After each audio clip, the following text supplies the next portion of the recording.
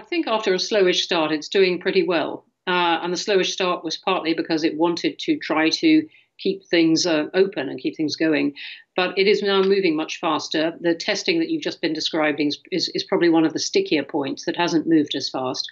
But it has moved pretty fast on the social distancing, and it seems to have got really quite a bit of public support behind it. And of course, it's moved pretty fast on the very ambitious economic measures, essentially to keep paying the salaries or a large part of the salaries of a lot of the economy and to try and do something for self-employed too. So on the big steps, it's done the first ones pretty fast, I think. But ultimately, I know the crisis is some way away. The end of the crisis, at least, is some way away. But ultimately, won't it be judged on the death count and the number of infections? And will there be questions asked about the strategy around ventilators and the speed with which some form of testing is developed?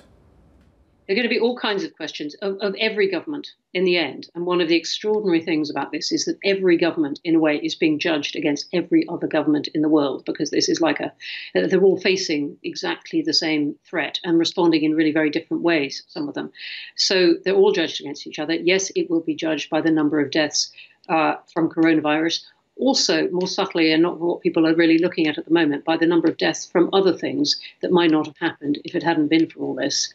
And in a sense, though no one is doing a trade-off, it'll also be judged by the economic response, what it's done to help the economy hibernate, if you like, after this and then come out quickly. So all those things, and yes, ventilators and testing will go into that. I think testing is the big one, because until you've got testing, any government is really almost got an unmanageable situation. All they can manage is the medical response, trying to deal with increasing numbers of severely ill people as they turn up at the hospitals, and trying to do something about that. Once you've got a test, a particular test for who's had it, you begin to have something that you can manage as an exit from this. Hi, I'm Joanna Bersecci, and thank you for watching. You can check out more of our videos by clicking on the boxes on the screen.